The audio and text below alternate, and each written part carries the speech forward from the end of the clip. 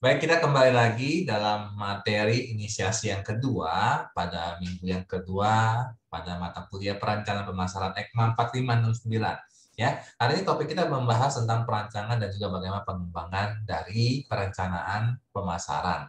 Ya, modul yang kedua. Apa saja yang bisa kita pelajari? Ya, kita bisa memahami yang pertama menjelaskan konsep dasar tentu saja.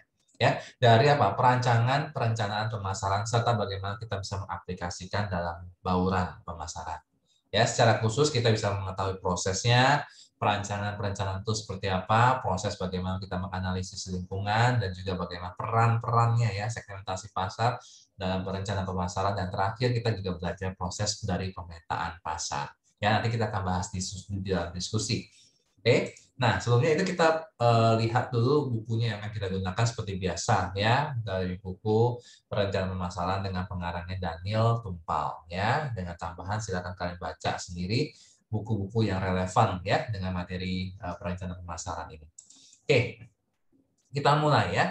Jadi suatu perencanaan pemasaran itu harus dirancang ya, direncanakan. Nama juga perencanaan pemasaran. Jadi ketika kamu mulai suatu pemasaran, marketing gitu ya, memasarkan produk, kamu harus ada namanya perencanaan. Itu baiknya kita harus pahami bersama-sama.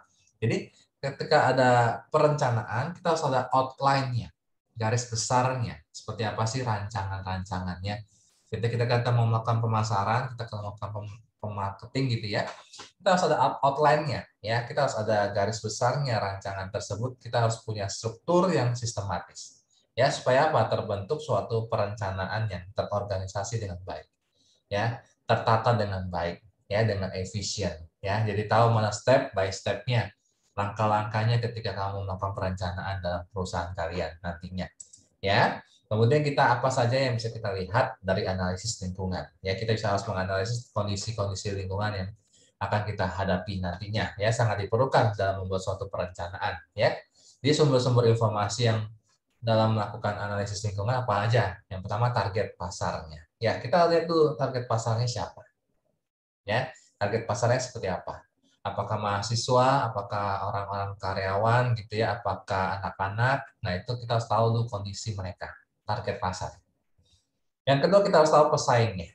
Ya, pesaingnya siapa? Jadi ketika kita punya produk, misalkan produknya kuliner, produknya makanan, lebih spesifik lagi misalkan donat gitu ya, kita harus tahu pesaingnya siapa.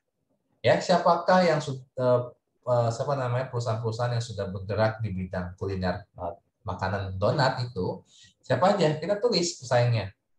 Ada Mister Donat, gitu ya, ada Dunkin Donat, ada Jeko, siapa aja tulis saja semua pesaing-pesaingnya. Sehingga kita harus bisa mampu mengetahui kondisi mereka, lingkungan di sekitar kita. Dan yang ketiga adalah pembeli individu. Nah, ini lebih spesifik nih pembelinya ya. Ada pembeli individu, ada pembeli organisasi. Jadi personal ya.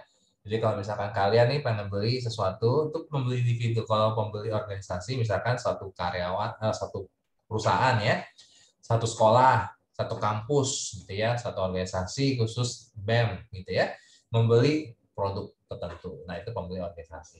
Kemudian ada sumber daya perusahaan. Nah, sumber daya perusahaan kita harus lihat nih, ya apa saja yang dimiliki perusahaan gitu ya, apa yang bisa dikembangkan oleh perusahaan sumber dayanya. Kita harus pahami betul. Kemudian lingkungan teknologi kita harus apa, baik di dalam internal maupun juga yang dimiliki oleh eksternal ya, teknologi seperti apa dan lingkungan ekonomi yang di sekitar terjadi. Saat ini kan kita ekonomi kita seperti apa nih ya, kita sedang lagi naik turun nih ya, akibat kondisi pandemi ya. Jadi kita harus pahami itu tuh, apalagi lingkungan politik gitu ya, kalau di musim atau tahun politik gitu ya, nah, kita harus pahami bagaimana sebelum kita masuk dalam tahun politik, kita harus tahu dulu ya, pahami dengan lingkungan kondisi tersebut ya, sehingga produk yang kita akan pasarkan akan tepat sasaran gitu. Jangan hanya apa namanya ya, gara-gara tahun ini tahun politik kita main hajar aja masuk, jangan gitu ya, kita harus lihat dulu kondisinya. Ya, lingkungan hukum juga sama, sosial budaya kita lihat bagaimana tentang produk karya, apakah berkenaan dengan lingkungan sosial mereka, lingkungan budaya mereka, atau ada hal-hal yang bisa berlawanan dengan budaya mereka. Nah, itu bisa membahayakan produk kita. Ya, kemudian juga ada ancaman serta peluang di lingkungan sekitar bagian eksternal ya. Apa sih ancamannya di luar? Apa sih peluang buat kita kalau kita buat produk ini? Nah, kita harus pahami ya dari analisis lingkungan ini. Ya. Kemudian kita juga pahami juga efek Pareto. Nah, efek Pareto tadi ya merupakan fenomena yang menggambarkan bahwa 80% keuntungan perusahaan itu memang berasal dari customer, 20-nya. Ya, itu namanya efek Pareto. Jadi kita harus benar-benar bersandar sama customer kita. Kenapa? Karena 80% keuntungan kita itu dari customer. Kalau nggak ada customer, nggak ada pelanggan, ya nggak bisa beli. Demikian juga sama kalau misalkan artis misalkan seperti itu, yaitu bergantung sama siapa, yaitu fans-fansnya, gitu ya. Jadi kalau namanya artis tidak punya fans itu bukan artis. Nah itu sama juga kalau kita punya produk, ya kalau kita nggak punya customer itu kita bukan entrepreneur, bukan punya perusahaan gitu ya, apa produk gitu ya. Nah kita nggak bisa memasarkan produk itu. Kemudian segmentasi pasar, kita harus kenal dulu segmentasi pasar itu apa sih, ya. Namanya juga segmen, ya. Segmen itu ada pengelompokan. Ya, jadi segmentasi pasar itu pengelompokan kelompok-kelompok pelanggan customer kita yang karakteristiknya sama nih, yang mirip-mirip lah gitu ya, yang bisa dipuaskan oleh beberapa masalah tertentu gitu ya. Jadi kita kelompokkan dulu segmentasi, oh ini segmentasinya kelompok menengah ke bawah misalkan ya dari segi pendapatan. Jadi segmen karakteristik sama nih. Jadi dia emang kondisi ekonominya menengah ke bawah gitu. Jadi kita tahu gitu ya siapa targetnya dan produknya apa yang bisa kita tawarkan kepada mereka. Kalau mereka nggak punya duit gitu kan menengah ke bawah gitu kan. Kita harus tahu bagaimana pemasarannya seperti apa gitu ya. Kita bisa memasarkan produk kita kepada mereka. Apakah produk kita paksakan dengan produk yang mahal, kita jual kepada mereka, nggak bisa gitu ya. Jadi suatu perusahaan biasanya tidak dapat melayani dengan sukses dengan kelompok yang besar segmennya. Jadi harus diperkecil gitu ya. Nah, jadi kriteria segmen yang baik itu seperti apa sih? Yang pertama adalah setiap segmen cukup besar sehingga masih tetap dapat memberikan keuntungan bagi perusahaan. Jadi harus cukup besar dulu segmennya. Ada nggak kondisi nilainya? Yang kedua, setiap anggota dalam segmen memiliki kemiripan. Nah, yang tinggi tadi ya, mirip nih. Nah, yang ketiga adalah kriteria segmentasi itu harus dihubungkan dengan situasi pembelian kondisi saat itu. Dan yang keempat, segmen itu harus bisa terjangkau. Ya, bisa terjangkau. Oke. Nah, segmentasi didasarkan kepada apa sih? Yang pertama adalah analisis perilaku pelanggan. Kita harus lihat dulu perilaku pelanggannya seperti apa. Perilaku pelanggan itu apa? Apa yang mereka beli berkaitan dengan aspek nilai atau volume gitu ya. Berapa banyak sih mereka beli?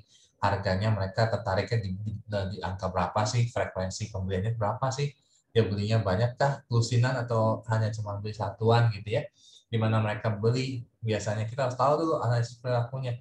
Oh mereka si A ini belinya sukanya di mall, si B sukanya beli di pasar. Kita harus tahu tuh segmennya, perilakunya seperti apa. Ya, bagaimana produk layanannya, komentarnya, gitu. Itu yang pertama. Yang kedua, mengapa mereka membeli. Kita harus tahu dulu perilakunya. Kenapa sih mereka beli?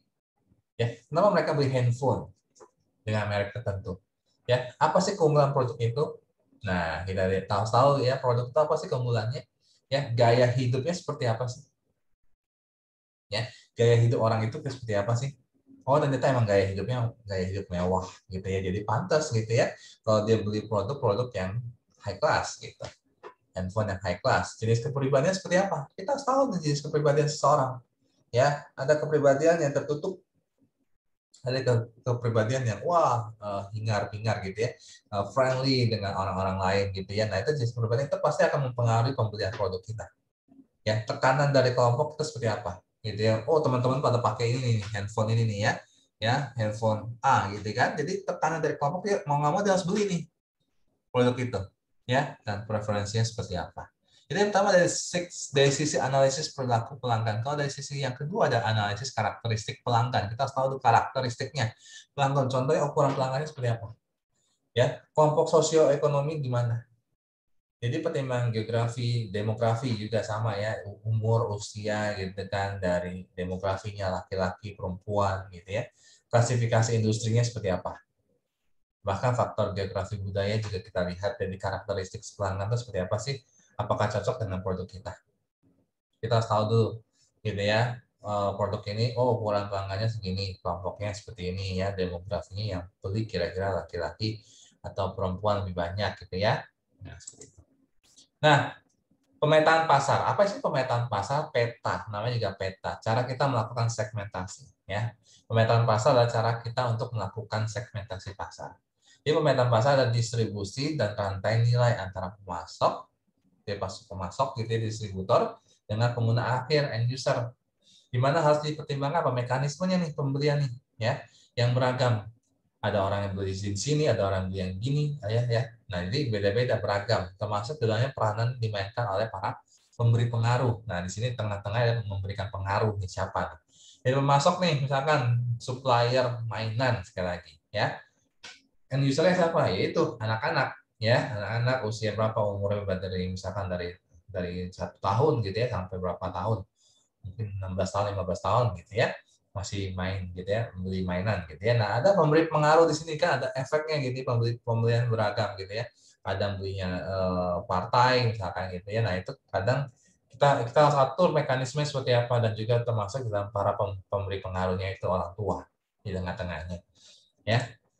Nah, kita kan diskusi nih gitu ya, kita masih dalam diskusi dalam merancang perencanaan pemasaran diperlukan analisis lingkungan eksternal luar ya, lingkungan eksternal luar dan juga di dalam internal perusahaan kita ya. Nah, lingkungan eksternal lingkungan yang pertama kali harus dianalisis sebelum lingkungan internal. Jadi yang luar dulu nih kita harus analisis sebelum kita masuk dalam lingkungan internal kita. Setuju nggak? Kita harus analisis lingkungan luar dulu, baru kita analisis lingkungan kita, lingkungan perusahaan kita. Setuju nggak dengan alasan kita? Nah, silakan kita akan sama-sama diskusi. Mudah-mudahan modul yang singkat pada bagian pertama, modul yang kedua, ya sesi yang kedua, gitu ya, materi inisiasi yang kedua, kita paham ya bagaimana perancangan, perencanaan, pengembangan, ya perencanaan pemasaran tersebut. Ya, mudah-mudahan kita bermanfaat. Salam YouTubepreneur, salam sehat buat kita semuanya.